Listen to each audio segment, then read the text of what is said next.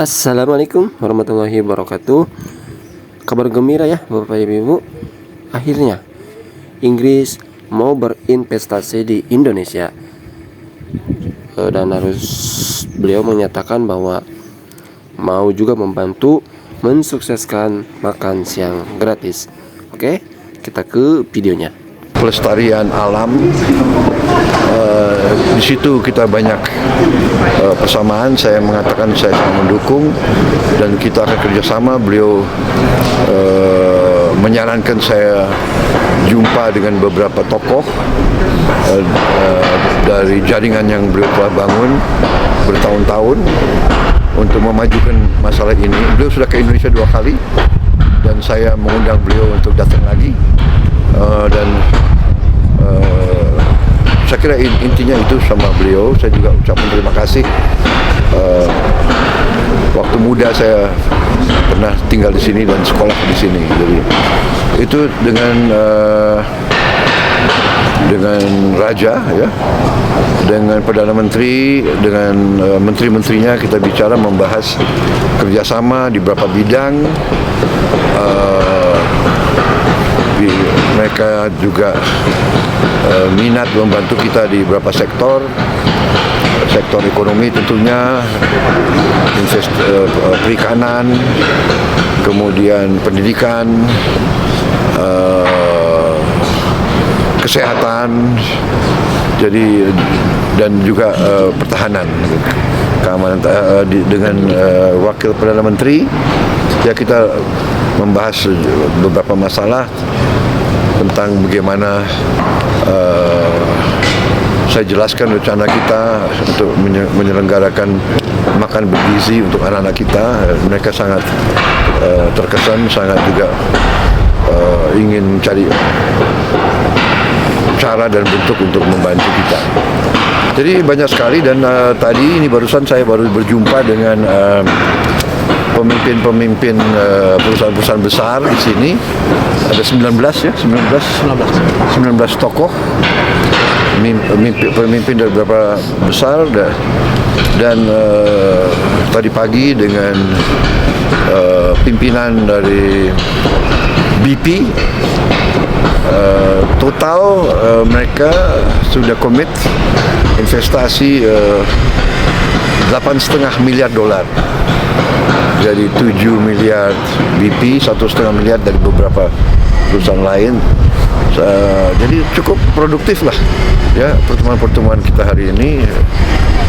Mereka sangat ingin masuk ke Indonesia. Sebagian dari mereka sudah di Indonesia lebih dari 100 tahun. Prestasi mereka juga cukup baik. Saya kira ini menunjukkan optimisme mereka terhadap ekonomi kita, ya. Kepercayaan ini juga di Brasil juga demikian, di Amerika juga demikian, di Tiongkok juga demikian. Alhamdulillah, ya, sangat produktif. Oke. Sesuai target dan harapan mungkin Pak. Agak melebihi. Iya kan? Melebihi. Jadi saya pulang bawa komitmen total 18,5 miliar dolar. Jadi saya kira ini cukup bagus, menunjukkan kepercayaan global terhadap ekonomi Indonesia, ya. Jadi tentunya kita harus lebih hati-hati. Kita tentunya pemerintah yang bersih. Mereka sangat menghargai itikat kita. Oke? Agenda selanjutnya Pak? Agenda selanjutnya Pak?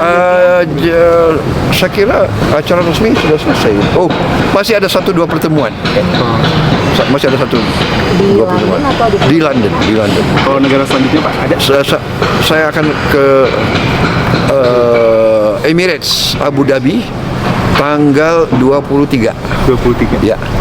Saya diterima di Abu Dhabi tanggal 23, langsung pulang 24. Saya sudah di Jakarta. Ada bahasan khusus Pak yang nanti akan dibicarakan? Di mana? Di Abu Dhabi.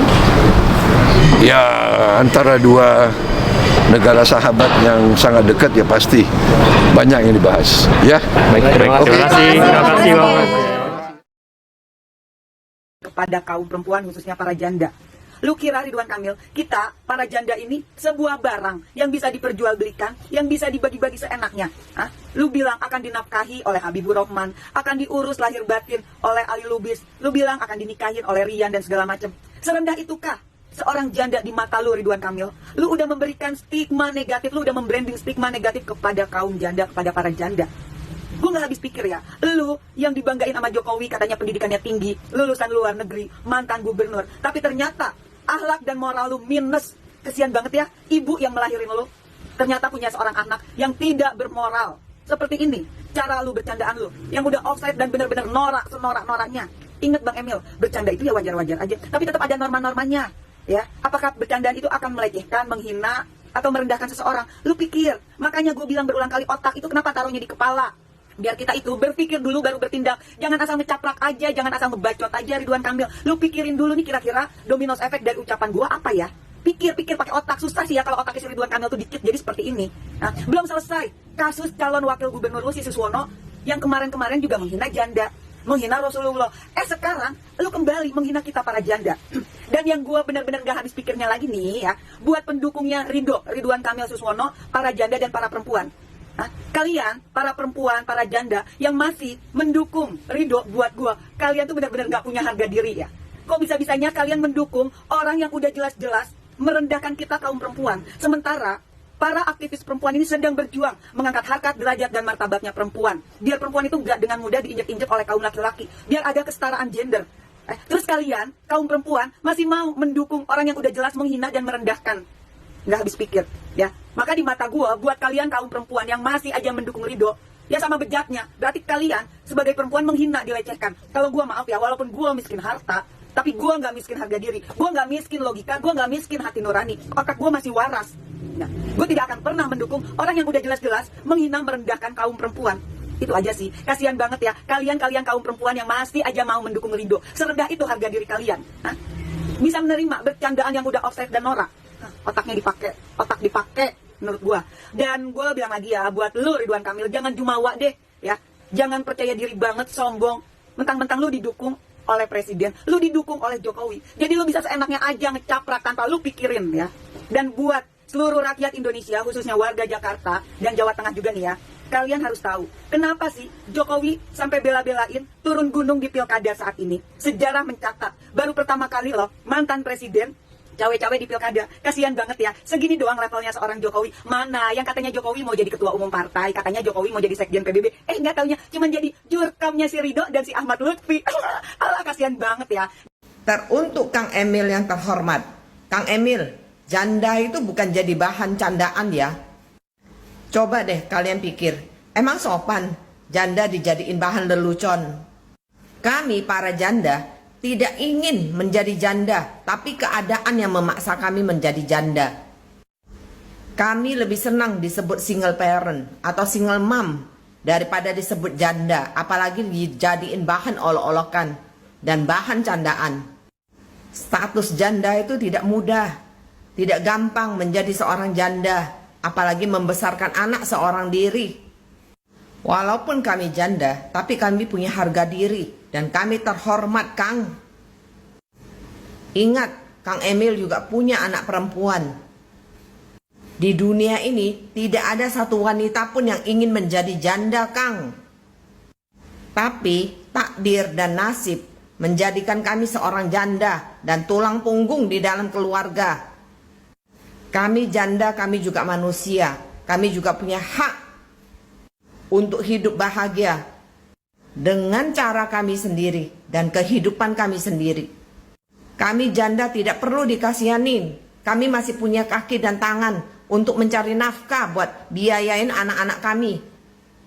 Dipikir dulu, Kang. Kalau mau ngomong begitu, Kang. Kata-kata Akang menyakiti hati kami para janda di dunia ini. Nah, akhirnya juga Rocky Gerung ya ikut buka suara atas statement Ridwan Kamil melecehkan janda. Dan kalau cocok akan dinikahi oleh Bang Rian. Bagaimana mungkin pasangan ini, Ridwan Kamil dan Suswono, ingin memimpin Jakarta yang adalah metropolis, lalu datang dengan narasi yang sangat misoginis, Ini coba saya terangkan dulu arti misoginis. Misoginis artinya membenci perempuan itu atau merendahkan perempuan. Kata itu menunjukkan bahwa peradaban tidak mungkin tumbuh kalau sebagian dari umat manusia yang kelaminnya laki-laki menganggap remeh yang kelamin perempuan. Saya melihat itu sebagai semacam olok-olok yang dungu itu, dan kedunguan itulah yang pasti akan jadi alasan untuk mengabaikan dua makhluk ini untuk menduduki jabatan tertinggi di DKI. Kan ini kota metropolitan di mana semua bangsa itu menumbuhkan semacam share value, share ideas yang demokratis, yang feminis, yang gender equality. Jadi kelihatannya dua pasangan ini do not speak gender equality, do not speak feminism. Semua hal yang baik dalam demokrasi hari-hari ini diukurkan pada apakah Anda do you speak feminism, do you speak gender equality. Jadi sebetulnya bagaimana mungkin kita percaya pada pemimpin yang mampu untuk merawat negeri ini supaya masuk dalam peradaban kosmopolitan itu. Jadi itu penanda pertama bahwa siapa namanya nih, Ridwan Kamil dan pasangannya sungguh tidak paham apa yang disebut sebagai penghargaan terhadap citizen itu. Jadi dianggap bahwa perempuan itu bisa diberi label apapun tetapi tetap di dalam kedudukan yang subordinat, yang bisa direndahkan dengan macam-macam kalimat yang saya nggak mau ulang itu.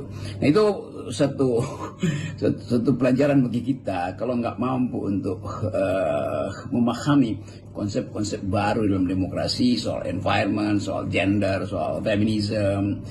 Itu sebaiknya jangan berupaya untuk memaksakan diri, dan kemampuannya sangat terbatas.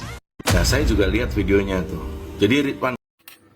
Oke, Bapak Ibu, itu dia ya tadi informasi kali ini yang mana Bapak Prabowo Subianto alhamdulillah sudah berhasil ajak Inggris untuk berinvestasi di Indonesia, dan juga dari Ridwan Kamil diserang oleh para single parent karena ucapan beliau yang seperti itu. Oke, terima kasih, sampai berjumpa di next video, bye bye.